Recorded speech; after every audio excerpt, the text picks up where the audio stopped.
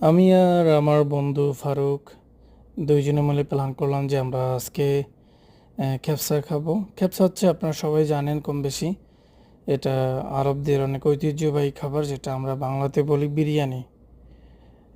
এরা হচ্ছে এই দেশে মুরগি আপনার পোড়ায়। তো মুরগি পোড়ানোর পরে তো এটাকে অনেক মশলা দিয়ে ম্যারিনেট করে, সাথে সাদা চাউল, লাল চাউল থাকে, এগুলো দিয়ে যায়। তো এই হচ্ছে আমাদের ফারুক ভাই। তো আমাদের খাবার অলরেডি প্রস্তুত। খাবার প্রস্তুত, আমাদের সামনে যে একটা পলি, যেটাকে আরবিতে বলে কিস, তো এটা রেখে গেছে এবং এটার নাম হচ্ছে সুফরা। হ্যাঁ, এটা সুফরা, এটার উপরে আমরা খাবার রাখবো, তারপর খাবো, যাতে আশেপাশের যে কার্পেটগুলো আছে খাবার নিচে পড়ে নষ্ট না হয়। আমাদের খাবার চলে আসতেছে কিছুক্ষণের মধ্যেই। এই দেখেন আমাদের খেপসা চলে আসছে, আরবিয়ান খেপসা। ওয়াও, কি সুন্দর দেখতে! এগুলো হচ্ছে সালাদ।